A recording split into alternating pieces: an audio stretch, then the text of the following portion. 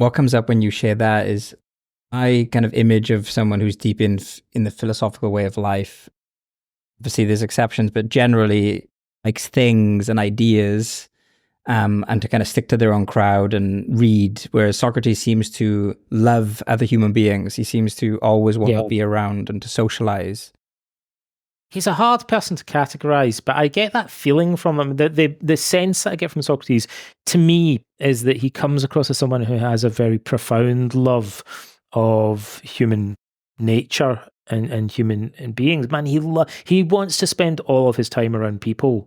He just wants to talk to people all day long. I keep telling people he reminds me of Jimi Hendrix. And I mean that quite seriously. Although, again, it sounds like I'm joking, right?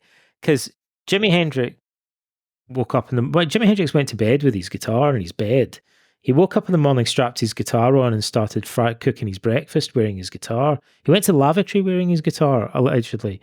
So psychologists call that time on task. He just had his guitar on all the time, right? And that's how Socrates is portrayed. He just he didn't have a job, right? He possibly used to be a stonemason, and then we're told that he quit doing that, and so that he could just dedicate his life to doing philosophy. And he just got up every morning and just did philosophy all day long, even with, random people that he would encounter. So that means because he's using this questioning method, he's constantly honing his critical thinking skills all day long, every day, and it's inconceivable. Like, no one would do that. Our culture doesn't really admit of that today. So to imagine what a guy would be like, he literally just spent all day, every day. Sometimes we read these things in the ancient sources, and classicists will always tell us we can't take this too literally.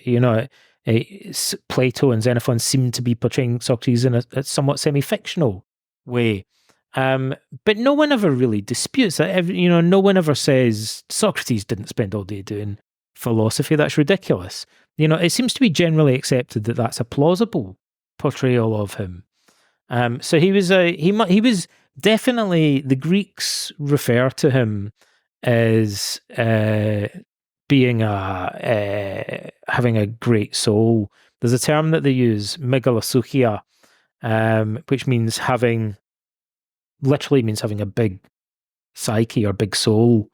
Like, he's a towering character, like a unique individual, like in his era. So normally that's a term is used for great military commanders and famous politicians, but Socrates was one of these standout individuals.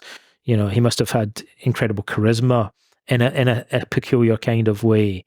And people say that when they met him, like, it was, a very kind of profound experience. But some people hated him as well. And of course, he was executed. He was placed on trial for corrupting the youth and impiety, and forced to drink hemlock when he was about 71, 72 years old.